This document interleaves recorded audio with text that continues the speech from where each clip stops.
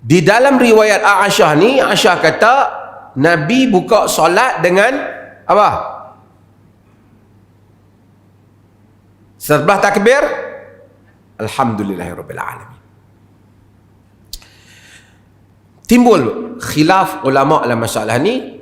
Yang mana dengar rakaman ni, tuan-tuan yang dengar, kita munsif dalam masalah ni, kita bagi tahu ini min masail al-khilafiyah. Ini antara masalah-masalah khilafiyah. Terutama saya nak sebut argument bagi mereka yang menjadikan hadis ni bukti. Terus baca Alhamdulillahirabbil alamin secara jahar, kalaupun baca bismillah sama ada perlahan ataupun sebahagian mazhab dia tak baca, seperti di dalam mazhab Malik. Apa argument dia? Salah satunya argument hadis ni. Dan juga antara argument dia ialah argument yang mana riwayat yang diriwayatkan oleh Qatadah daripada Anas bin Malik. Anas bin Malik menyatakan bahwasanya dia anna Nabiy sallallahu alaihi wasallam wa Abu Bakr wa Umar kanu yaftatihuna as-salah bi alhamdulillahirabbil alamin. Adalah Rasul Nabi sallallahu alaihi wasallam, Abu Bakar dan Umar membuka salat dengan alhamdulillahirabbil alamin. Bahkan di dalam riwayat Muslim, Anas menyebut, falam asma' ahadan minhum yaqra'u bismillahirrahmanirrahim. Aku tidak mendengar seorang pun di kalangan mereka membaca bismillahirrahmanirrahim.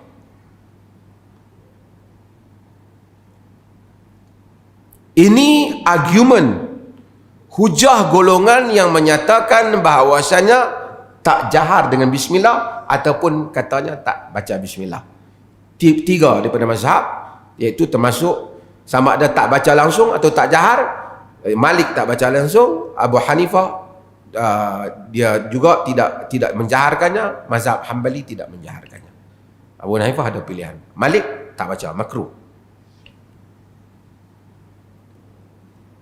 Dalam mazhab Syafi'i dijaharkan.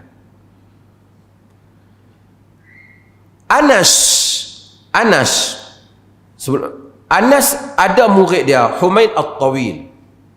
Tuan-tuan dengar bagi clear, ni dia technical ilmu hadis.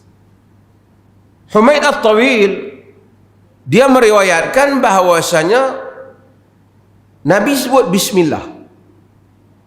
Humaid siqah, tak ada petikai, rawi yang dipercayai. Cumanya Humaid ni bukan sahabat, dia tabi'i, anak murid Anas bin Malik. Anas ni kita dah baca, dia sahabat. Anas bin Malik sahabat Nabi, anak kepada Ummu Sulaim. Dia serve Nabi, dia jadi khadam Nabi 10 tahun lamanya. Dia duduk di belakang Nabi, dengar Nabi solat.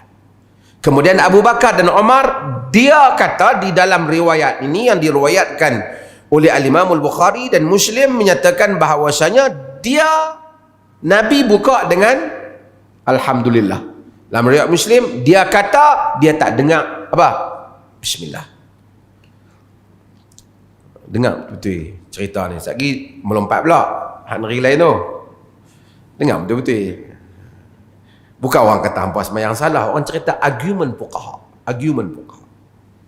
Bagi mereka yang kata baca, mereka antara hujah mereka ialah Humaid tadi yang kata ada bismillah. Anak murid Anas, riwayat daripada Anas. Cumanya Anas ni ada ramai anak murid. 14 anak murid dia yang dipercayai meriwayatkan daripada Anas tak ada bismillah. Kecuali Humaid seorang. Humaid tidak pembohong, tapi kenapa? Saya sebut. Siapa dia yang riwayat daripada? Antaranya ialah Ishaq bin Abdullah, anak murid Anas.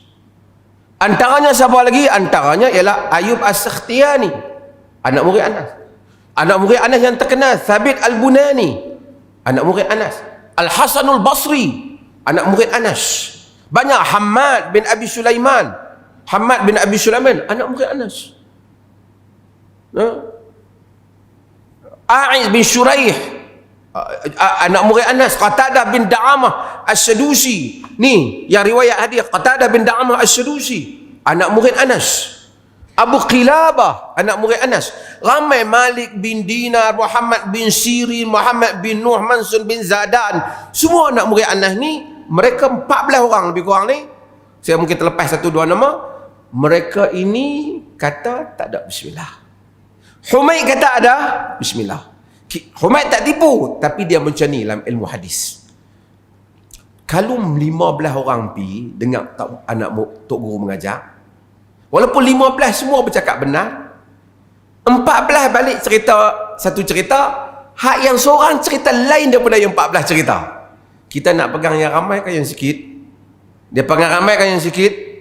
Bukan dia menunjukkan yang sikit tu tipu, tetapi dia panggil waham. Dia panggil apa? Keliru.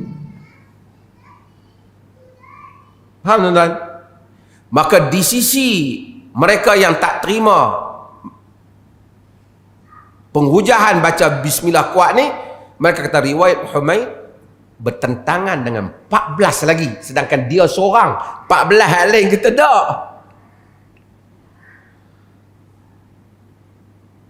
Maka tak baca secara kuat. Sama ada tak baca secara kuat, ada yang tak baca langsung, ada yang larang baca bismillah, memakruhkannya seperti mazhab Malik.